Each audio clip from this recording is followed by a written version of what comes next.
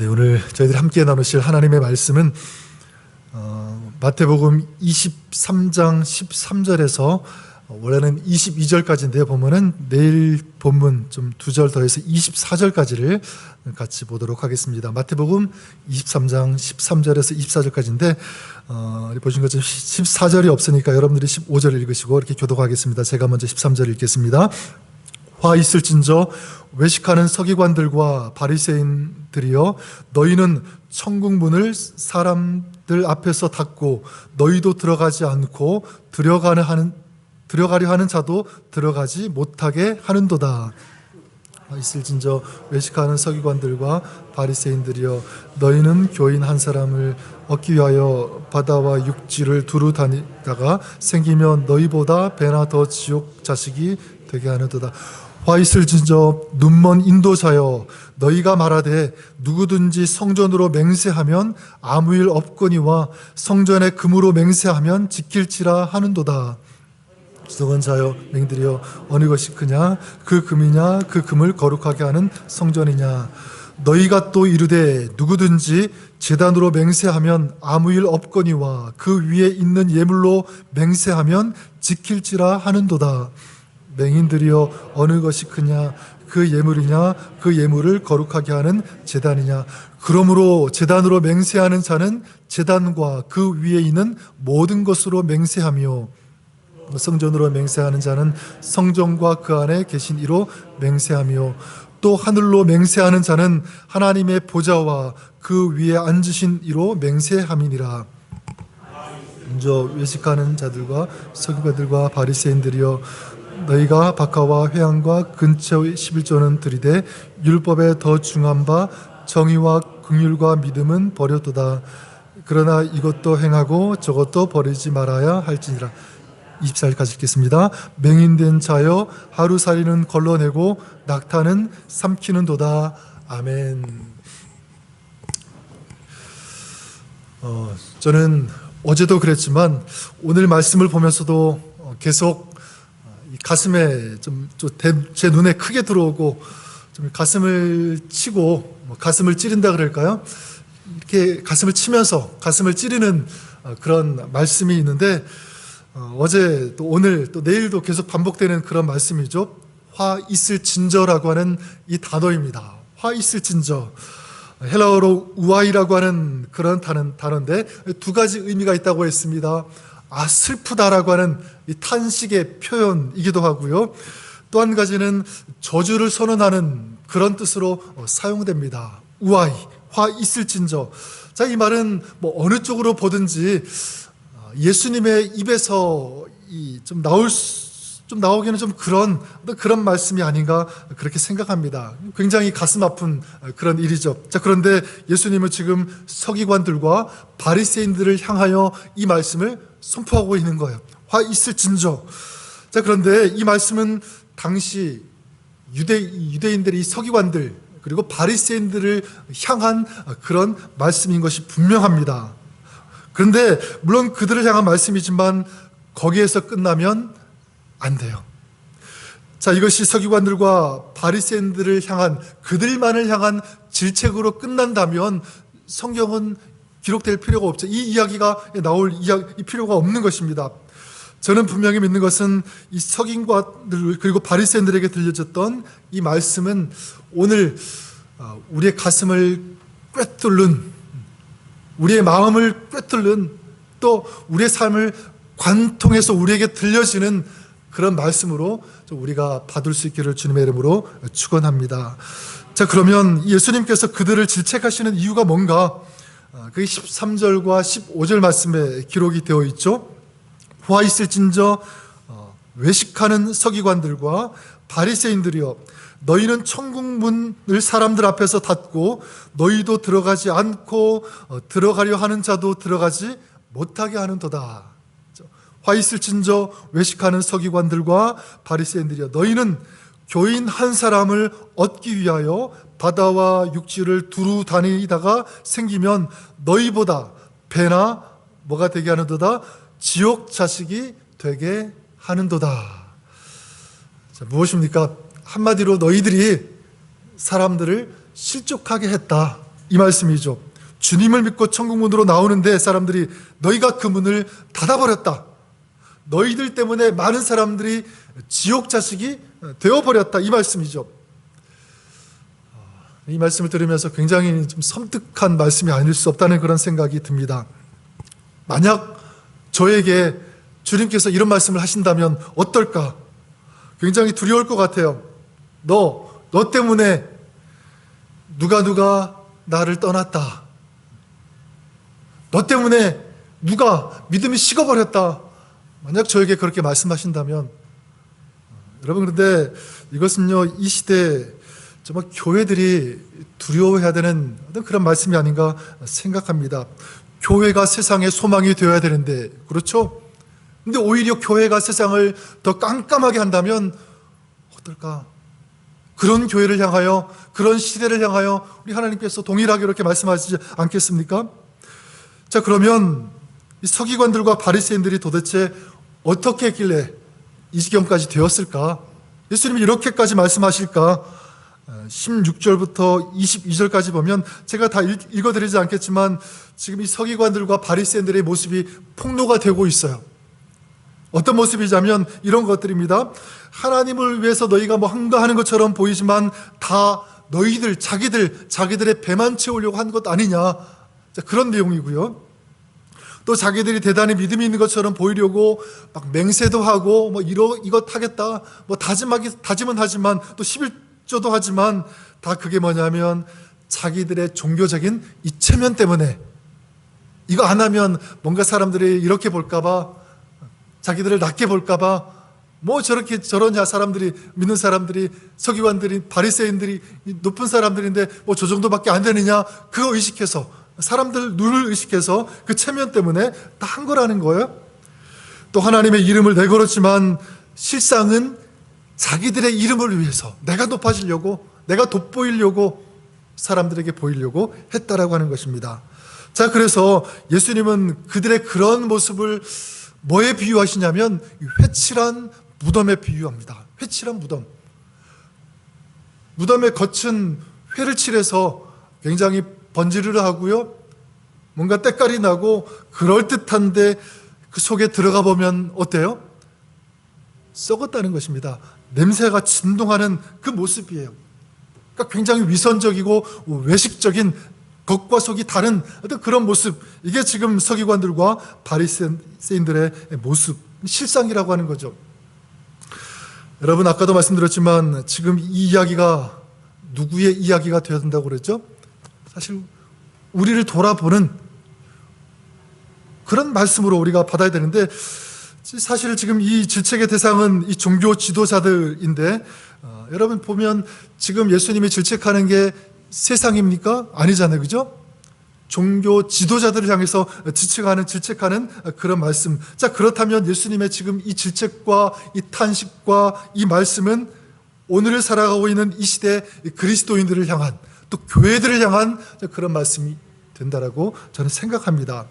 그래서 베드로전서 2장 1절에 보면 이 베드로가 교회를 향해서 이렇게 경고하는 말씀이 나와요. 뭐라고 경고하냐면 모든 악독과 모든 기만과 외식과 시기와 모든 비방하는 말을 버리라.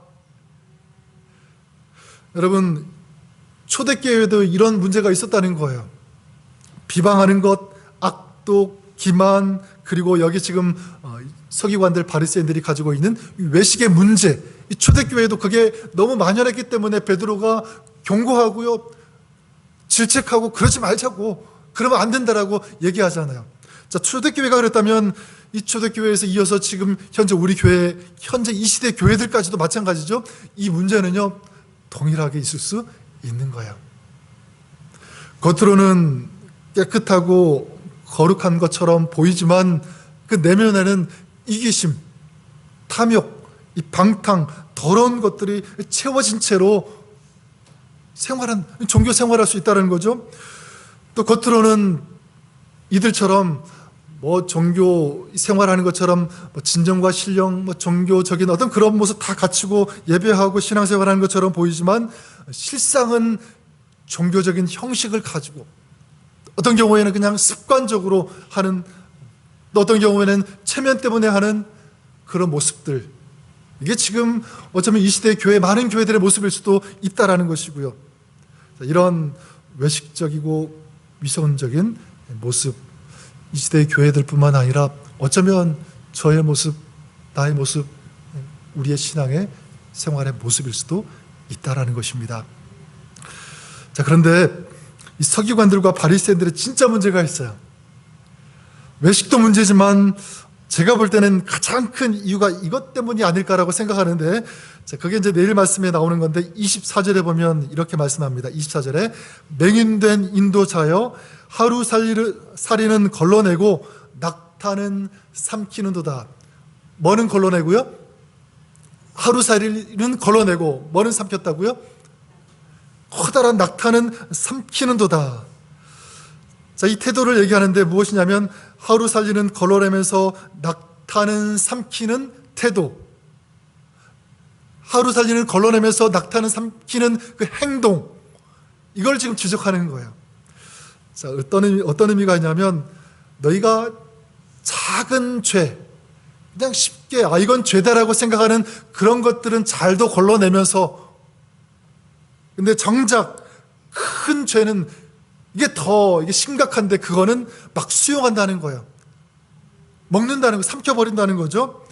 여러분, 우리 성도로 보통 우리가 일반적으로 생각할 때 이 하루살이가 되는 그런 죄들은 어떤 것이 있을까요?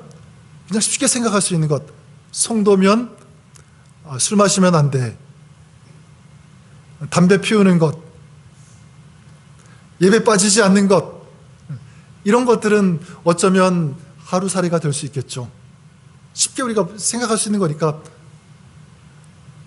여러분, 우리가 이런 것 하지 않는다면, 또 잘한다면 여러분 너무 잘 하시는 거예요. 그렇게 하셔야죠, 계속. 자, 그런데 나는 이런 것들 안 한다라면서 긍지를 가지면서 정작 낙타는 삼킨다는 거예요. 그 낙타가 뭐가 될까요? 이런 것들일 거예요. 누군가를 정죄하는 것, 비판하는 것, 누구에게 상처를 주는 것, 또 막 그냥 분노하는 것. 그러니까 뭐 예배 잘 드리고 술 마시지 않고 담배 피지 않고 뭐 이런 기본적인 이런 것들은 우리가 잘도 지키는데 정작 중요한 이런 낙타와 같은 것들을 우리는 대수롭지 않게 많이 행할 때가 있다라고 하는 것입니다. 지금 이게 누구의 모습이요? 바리새인들과 서기관들의 모습이 그렇다는 것입니다. 여러분, 교회의 모습을 보면 참 재미있는 것이 있는데, 여러분, 교회가 세상으로부터 핍박을 받고요, 공격을 받았을 그런 때에는 교회가 어땠냐면 더 부흥했고 더 건강했어요. 그런데 그런 핍박, 어떤 그런 공격들이 다 사라지고 굉장히 평안할 때는 어땠냐면 그러면 더 잘 되고 더 건강하고 더 부흥하고 그래야 되는 것 아닙니까? 그런데 그렇지 않다라는 거예요. 또 교회가 어려움을 겪고 더 건강해야 되는데 그렇지 않은 그런 모습들, 이게 지금 한국 교회도 그렇고 미국도 어쩌면 그런 모습 아닙니까? 사람들은 교회에서 지금 뭐 우리가 부인할 수 없는 그 현실이 뭐냐면 사람들이 교회를 떠난다는 그런 얘기 얼마나 많이 들립니까? 그래서 뭐 가나안 성도 뭐 이런 단어도 아주 오래전부터 많이 나오잖아요. 가나안, 뭔지 아시죠? 거꾸로 하면 안 나가 성도. 믿음은 있어요. 하나님 버리지 않았어요. 근데 교회는 안 나가. 그래서 가나안 성도, 그런 표현이 나올 정도로 굉장히 심각한, 더더욱 정말 안타까운 것은 젊은이들이 교회를 많이 떠난다라고 그러지 않습니까? 대학생들 이제 대학교 들어가면 어릴 때는 엄마 따라서 교회 뭐 부모님들이 가져가니까 나왔는데 독립해서는요 이제 교회 안 나가는 그런 학생들이, 젊은이들이 얼마나 많이 있습니까? 여러분, 문제가 뭘까 이렇게 생각해 보면 저는 이 말씀 속에 있다라고 생각해요. 오늘 말씀 바로 이 이유, 교회가 또 성도들이, 우리 이미 오래전부터 예수님을 믿고 신앙생활을 오래 했던 그런 우리 어른들이 이것 하루살이는 잘 거슬러내면서 낙타는 삼켜버리는 이런 위선적인 모습 때문에 그러지 않을까라는 생각을 해보게 됩니다. 혹시 이것이 저의 모습, 나의 모습, 또 우리의 모습은 아닌지 돌아보았으면 좋을 것 같아요. 여러분, 그러기 위해서 우리가 정말 회복해야 할 것이 있습니다. 여러분, 오늘 이 말씀을 기억하면서 오늘만이 아니라 계속 이것을 끊임없이 생각하면서 회복해 나가시는 그런 저와 또 여러분이 될 수 있기를 바랍니다. 23절에 보면 그렇게 말씀하고 있죠. 23절에 화 있을진저 외식하는 서기관들과 바리새인들이여, 너희가 박하와 회향과 근처의 11조는 들이대, 그 다음 보니까 율법에 더 중한 바 정의와 긍휼과 믿음은 버렸도다, 그렇게 말씀하고 있죠. 자, 서기관들과 바리새인들이 버렸다라고 하는데 그 버린 것이 무엇입니까? 정의, 그리고 긍휼, 그리고 또 뭐죠? 믿음, 이 세 가지를 버렸다라고 그렇게 말씀하고 있습니다. 자, 그러니까 이 세 가지를 버렸다라고 말씀하시면 우리가 다시 회복하고 다시 붙잡아야 될 것들도 뭐가 되는 거죠? 이 세 가지가 되는 것 아니겠습니까? 여러분, 정의라고 했는데 크리시스라고 하는 이 단어를 사용합니다. 크리시스, 이건 뭐냐면 내가 말과 나의 행실, 이거 가지고 다른 사람들에게 해를 끼치지 않겠다라고 하는 그런 태도예요. 이게 성경이 말하는 정의입니다. 정의. 내 행동, 내 말로 누군가에게 상처를 주지 않겠다, 조심하겠다, 이런 마음을 가지고 살아가는 것, 이런 태도를 가지는 것, 이게 정의로운 태도. 긍휼은 뭐냐면 엘레오스라고 하는 이 헬라어인데요, 이거는 친절, 자비, 연민, 동정하는 그런 마음들, 긍휼히 여기는 그런 마음들, 이 마음을 붙잡겠다, 이 마음을 회복해야 된다라고 하는 그런 발음이죠. 또 그리고 마지막은 믿음입니다. 피스티스. 이것은 뭐냐면 누군가에게, 다른 사람에게 신뢰를 줄 수 있도록 하는 태도예요. 반대로 말하면 내가 이렇게 행동하면, 이렇게 말하면 저 사람이 나에 대한 신뢰를 잃어버리고, 내가 교회인데 그렇다면 교회에 대한 신뢰도 잃어버리는 것 아니겠습니까? 그러니까 조심하는 거예요. 경각심을 가지는 거고요, 깨어있는 거예요. 그러니까 말 한마디, 행동 하나하나, 여기에서 다른 사람이 혹시라도 시험당하고 실족할까 봐 조심하면서 살아가는 그런 모습들, 그런 성도의 그 모습이 회복돼야 된다라고 하는 것, 버리지 말아야 된다는 것입니다. 이것이 오늘 바리새인들, 서기관들에게 주시고 외치시는 그런 말씀이라면, 오늘 우리를 향해서, 교회를 향해서 주님께서 정말 간절하게 외치시는 그런 외침이라고 저는 믿습니다. 저와 여러분들이 이 말씀을 나의 말씀으로, 우리의 말씀으로 들을 수 있기를 바랍니다. 저는 이 시대 교회 안에 이 세 가지가 회복되었으면 좋겠습니다. 그리고 이 세 가지 정신이 우리 안에 풍성했으면 좋겠어요. 그래서 우리 교회 안에 좀 여러 가지 적용 많이 해야 되겠지만, 좀 이런 말이 좀 풍성했으면 좋겠다라는 그런 생각을 해보았습니다. 어떤 말이냐면 감사합니다라는 말이에요. 감사하는 말. 누가 큰 일, 대단한 일에 서 감사하는 것이 아니라 조그만 수고, 조그만 땀방울, 그 모습들, 그거 그냥 크게 보시면서 감사합니다. 감사합니다. 집사님, 권사님, 장로님이 계셔서 가능했습니다. 이런 말들, 그죠? 여러분들이 그럴 수 있기를 바랍니다. 감사합니다. 또 죄송합니다. 내가 잘못하면 큰 거 잘못해서 죄송한 것이 아니라 누군가 조금 좀 불편하게 했다면 죄송해요, 제가 잘못했어요, 인정하는 그런 태도죠. 제가 부족했습니다. 그리고 축복해주는 말, 축복해주는 말. 잘하셨어요, 잘 될 거예요, 제가 축복합니다. 하나님이 함께 하시고 하나님이 축복하시고 도와주실 거예요. 축복의 말, 여러분, 감사의 말, 죄송합니다라고 하는 그런 말, 그리고 축복하는 말, 우리 교회 안에 이 말들이 가득하고 풍성할 수 있기를 주님의 이름으로 축원합니다. 여러분, 저 말씀을 정리합니다. 여러분, 한 가지만 결단하십시오. 나는 하루살이도 거르지만 낙타도 걸을 것이다. 아멘. 예. 하루살이도 거르지만 뭐도 거를 것이다? 낙타도 거를 것이다. 이 정신만 있으면, 이 마음만 있으면, 이 다짐만 있으면 여러분, 교회는요 이 세상에 전 소망이 될 수 있다고 믿습니다. 오늘 여러분들이 이 말씀을 가지고 또 적용하면서 그렇게 살아가시는, 그래서 우아히 내가 슬프다, 하나님께서, 우리 주님께서 보실 때 그런 탄식의 말이 아니라 어제도 말씀드렸지만 내가 너를 볼 때 너무 기쁘다, 너무 기쁘다, 그렇게 말할 수 있도록, 말씀하실 수 있도록 여러분들의 신앙이, 삶이 그렇게 될 수 있기를 주님의 이름으로 간절히 축원합니다.